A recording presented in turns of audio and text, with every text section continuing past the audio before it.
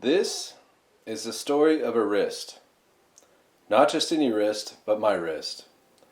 Now I'm telling this story on pausemeds.com because I wanted to illustrate a significant point about health and problems that we all face throughout our life. Some problems large, some problems small. So this story is helpful because it illustrates a very simple point. So a couple years ago, I had serious wrist pain.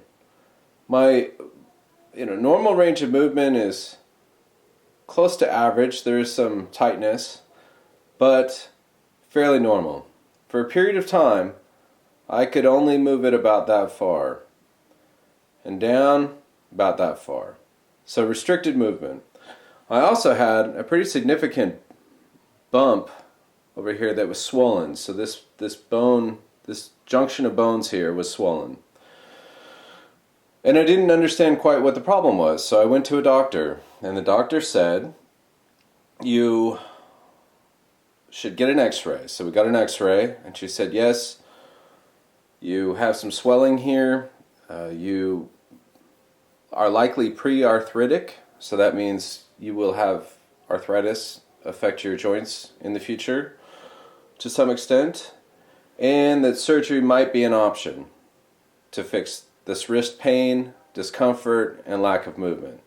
Medication was also mentioned as a possible helper to the issue to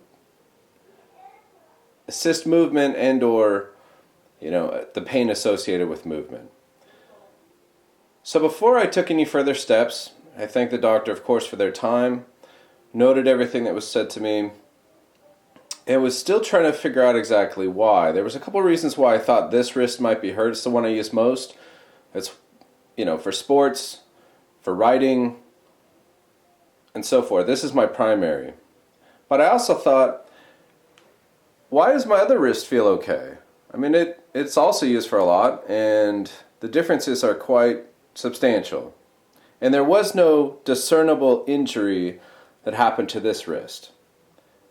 So after a little bit of thinking, I thought about how I use my wrist and what is different about this wrist than this wrist.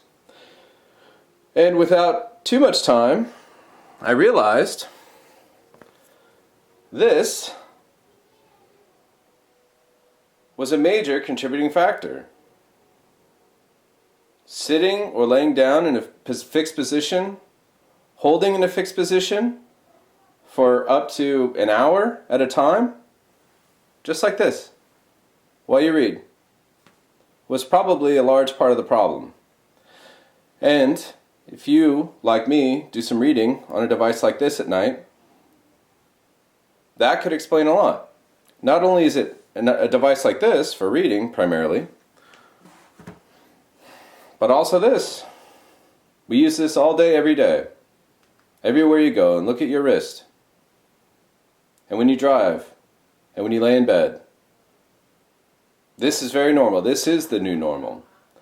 And so one simple change I was able to make was to switch hands. To make sure to take a break when I'm reading and move my wrists, switch hands, give it a break. Also, adjust your angle of your wrist so that you're not just fixed in one position for an excessive period of time. So this one example is one where I was contributing mightily to my ailment. And it took a little bit of thinking about my habits, my daily activities, to realize that there was a lot I could do to make this problem better.